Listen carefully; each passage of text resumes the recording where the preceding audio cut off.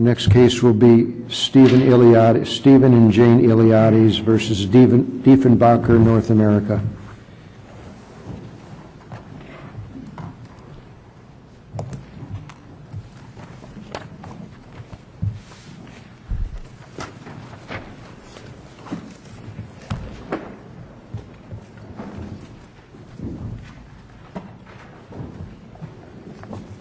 Please proceed. Good afternoon, Your Honors. Michelle Thomas on behalf of the defendant appellant, Dieffenbacher, North America. I'd like to reserve 5 minutes for rebuttal, please. Dieffenbacher is before the court seeking... I'm sorry. Thank you. Dieffenbacher is seeking reversal of the Majority Court of Appeals decision and reinstatement of the order for summary disposition entered by the Circuit Court in this matter pursuant to MCL 600.2947, subparagraph 2. That section of the Michigan Products Liability Statute was enacted via an amendment as part of the comprehensive 1995-1996 tort reform. It was intended to afford greater protection to product manufacturers such as Dieffenbacher.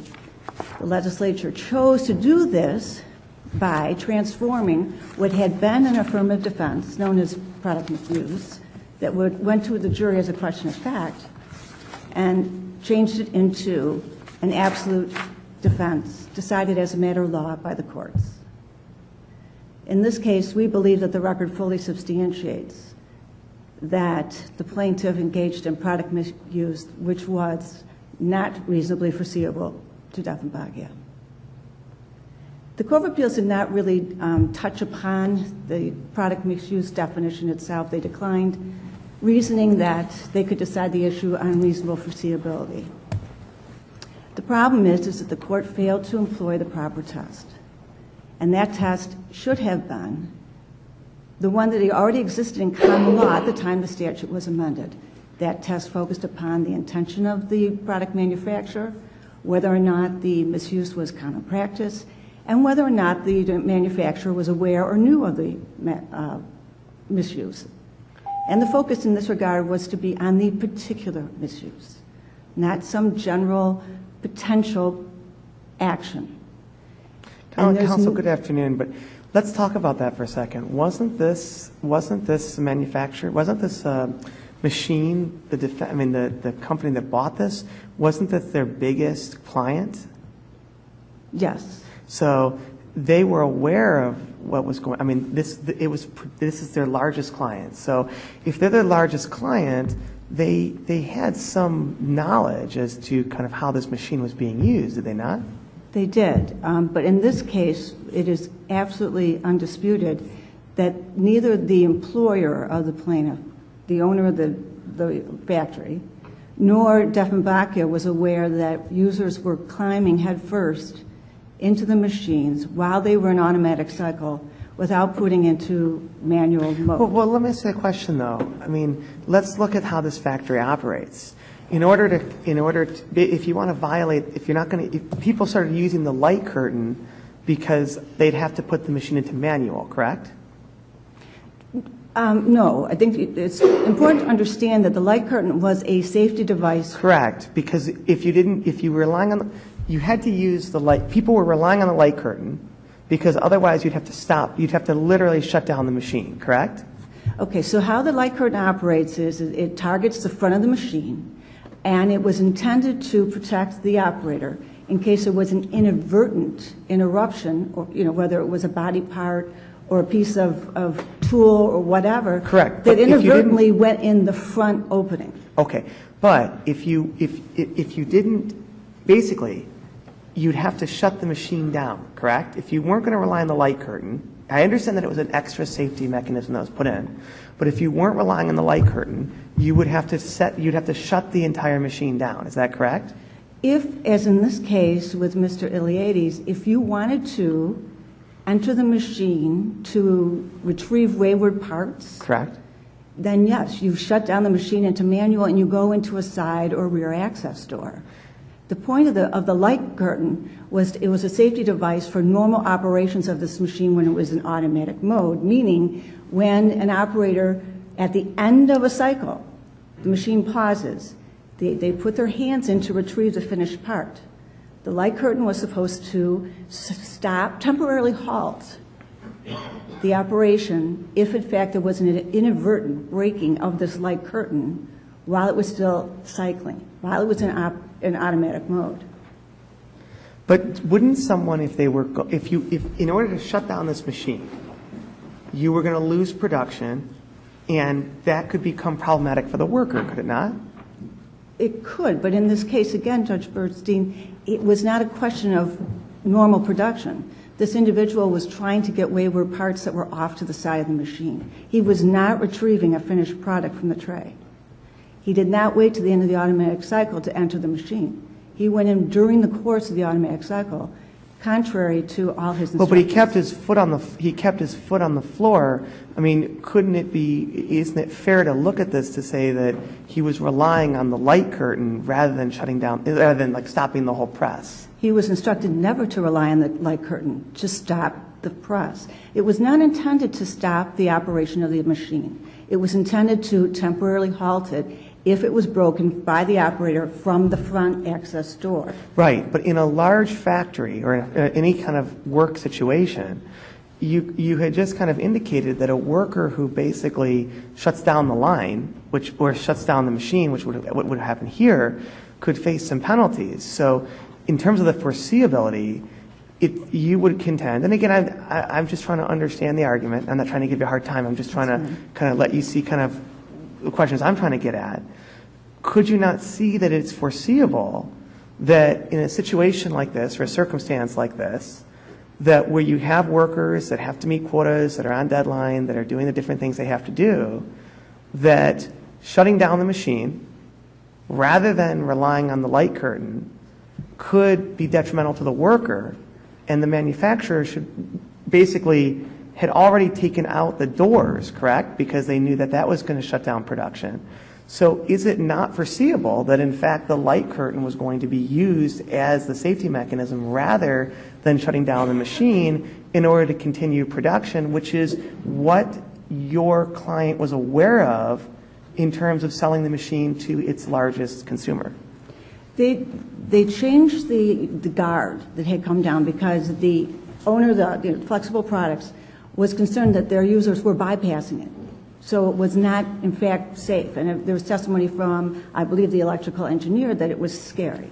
So they came up with this light curtain design, which, by the way, it doesn't shut down the machine, and neither was it required for the operators to shut down the machine. I think it's important to understand that the machine worked in automatic mode, but then you could go to manual mode.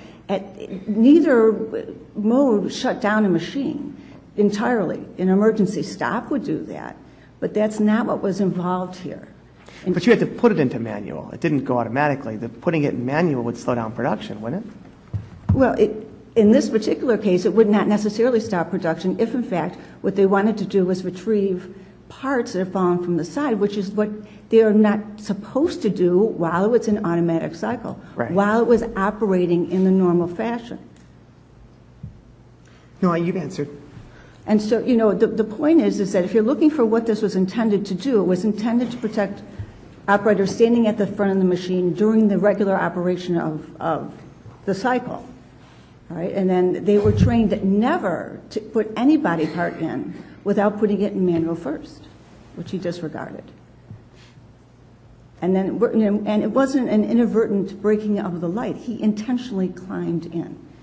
And the evidence is undisputed. No one had ever done that before. It was entirely unique, entirely unprecedented. The expert witnesses, the employees at Flexible Products, and the representatives from Dieffenbacher were consistent in that regard. This is entirely unheard of practice. You know, and if you apply the law that was in existence when the legislature chose the terminology it did, then there's no evidence that it was a common practice. There was no evidence that Dieffenbacher was aware of it. And it certainly was contrary to the intent and to the not only the intent of the manufacturer, but to the training of the actual owner of the device.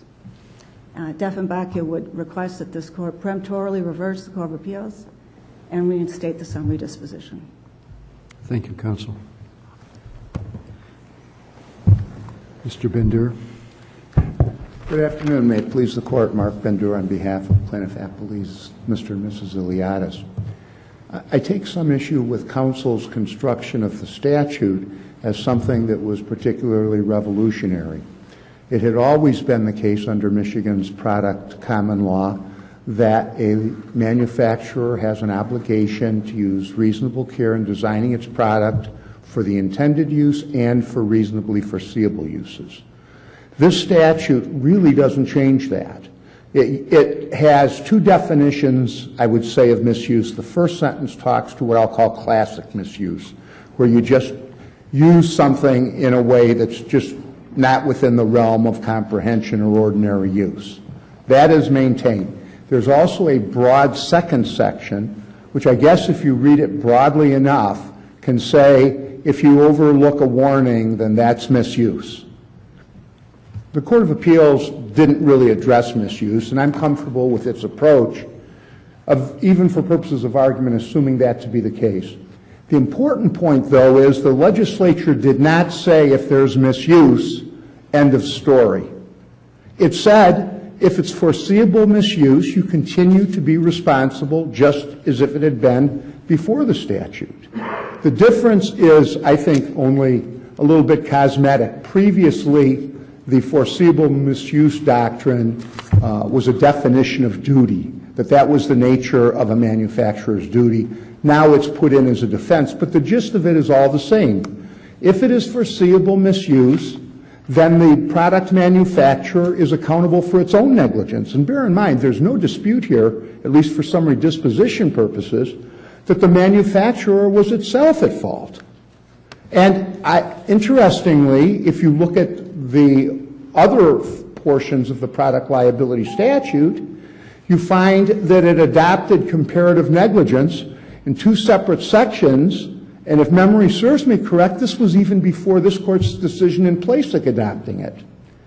So quite clearly, there is a statutory overview which focuses, for purposes of this case and others like it, on whether the misuse was foreseeable. Calling it misuse as broadly defined doesn't answer the question of whether it's foreseeable misuse. So should we use the criminal law to define what reasonable foreseeability is? If you're referring to the Court of Appeals reference to the Fiesel case and the reference to gross negligence, my reaction is that that's a relatively good, if you can improve upon it, bless you. But there's, in both contexts. Is that the way that it was used in the common law before the statute? Well, here's, if I can follow through with the analogy and why I think that's an appropriate. Well, you can answer my question first and then give me the follow-through. I'm sorry, what was it specifically? The question is, did the common law before the statute use the criminal law to define reasonable foreseeability?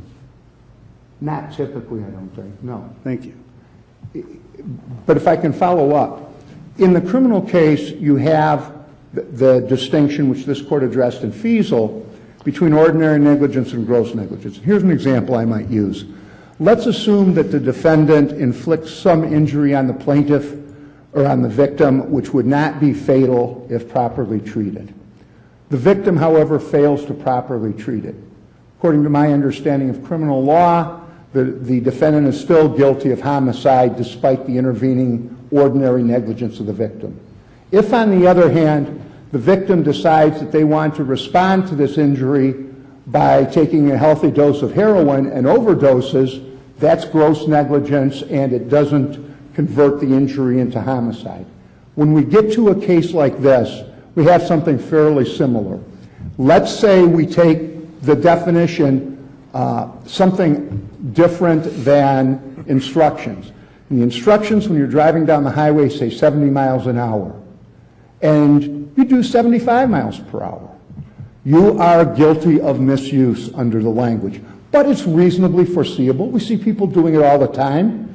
And maybe one of us has done that once or twice. That's foreseeable misuse. It's quite different to be driving 120 miles on a side street. That may not be foreseeable.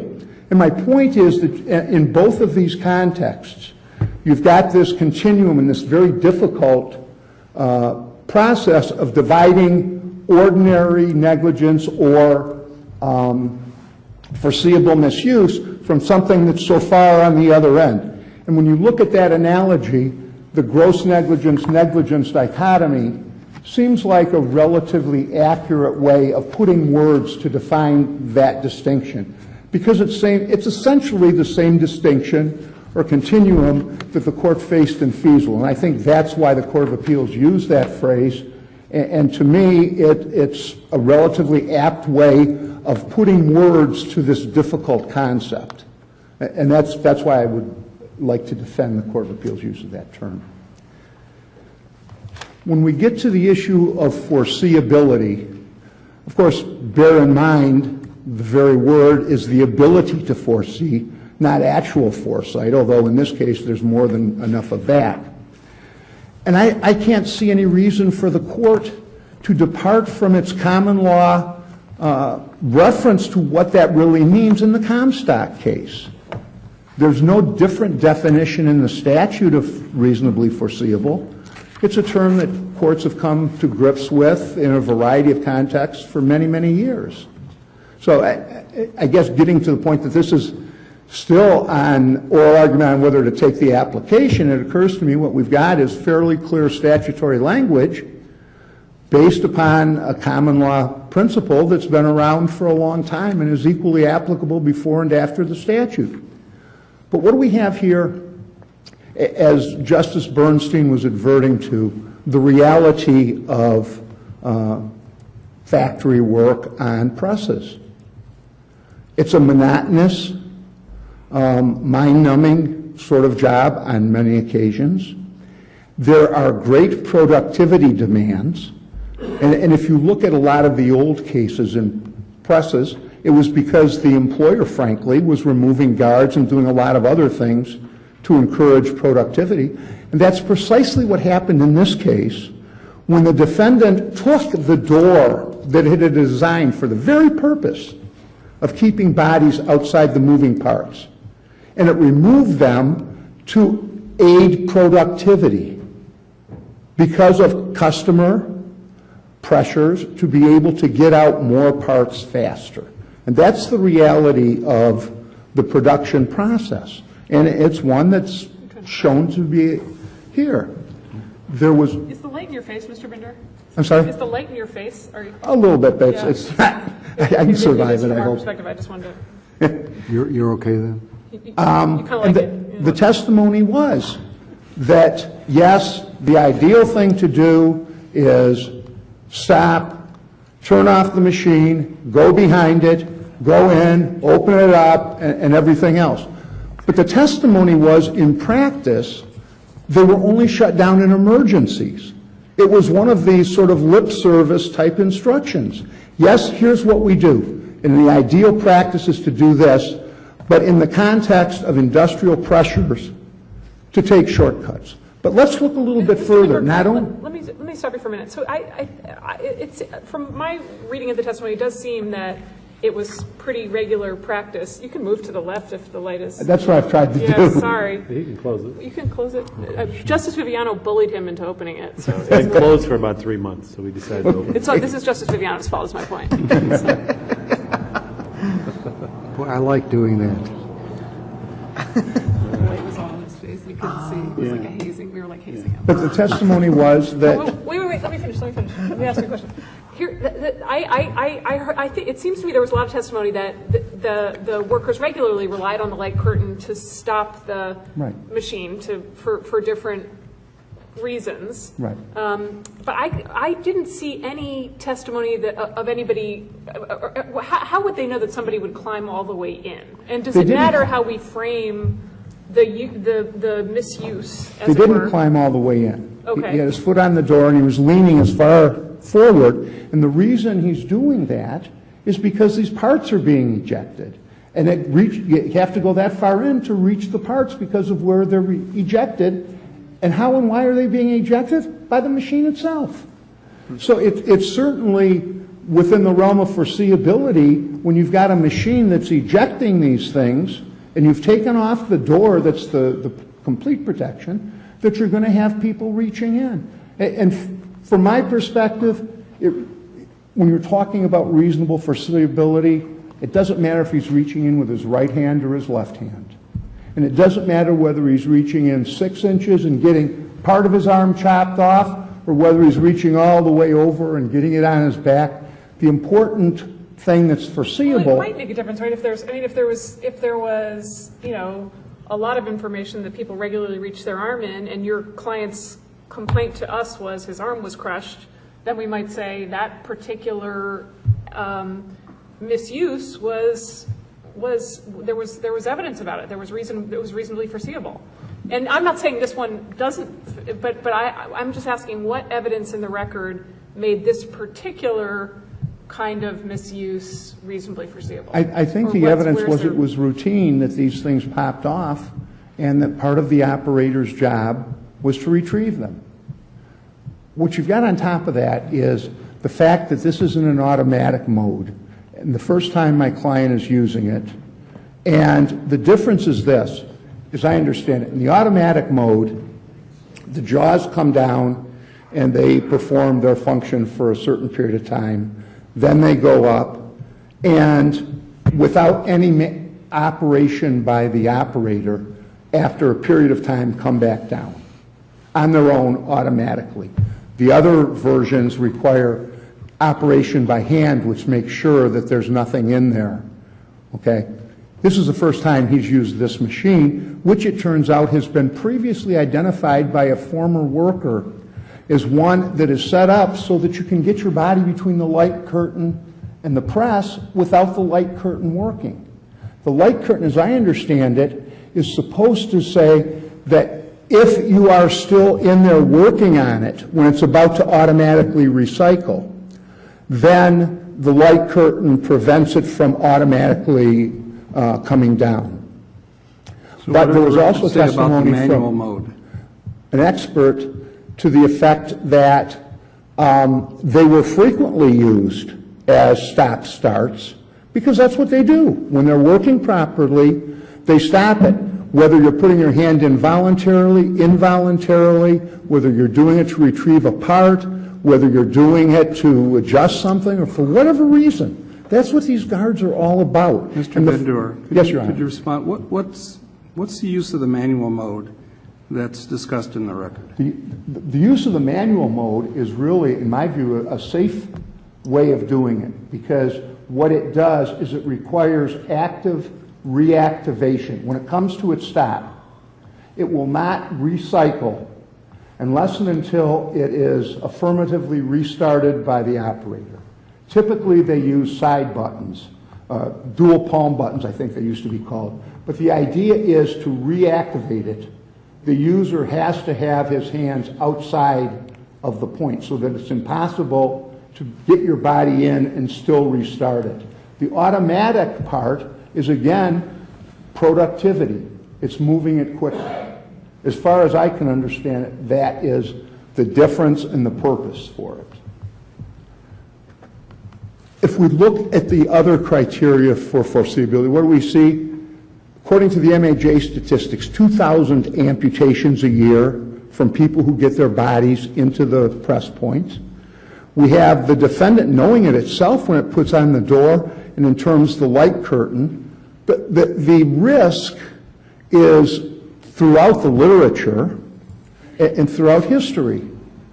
And the core risk, as Comstock talks about, of the like, is the risk of people getting their bodies in the moving parts when it's operational. And that was the negligence of the defendant in this case. Because what the plaintiff did was just what you're supposed to design against. It's foreseeable. And certainly, we think that the Court of Appeals got it right in determining, as a matter of fact, that this was foreseeable misuse under all of the circumstances. It was foreseen by the fellow worker who saw the gap in here. It's part of the design process, foreseen in that way, and the consequences are catastrophic and have been cited in, 5 to 10 at least reported Michigan cases, to say nothing of the unreported cases in the instances in which it's not even brought as a matter of suit. Certainly, we question whether or not it really warrants a leave grant in the sense that it doesn't change the law and it's entirely fact-specific. But alternatively, the court should affirm the Court of Appeals' determination that it was indeed reasonably foreseeable. Thank you, Mr. Bender. Thank you. Thank you. The case will be submitted. I thought I had some time for rebuttal now. Did you say your time? Yes, I did. Okay, go. I'm sorry then. In light of your question, Justice Weiler, I just wanted to clarify the distinction between manual and automatic mode and manual and automatic start. They're two different functions on this machine. So there is a cycle that it goes through to create this molded rubber part. And it's a sequence. These machines are designed to do it automatically. However, the manual operation would allow the operator to do each step of the sequence by using buttons, as opposed to the automatic mode. That's the mode.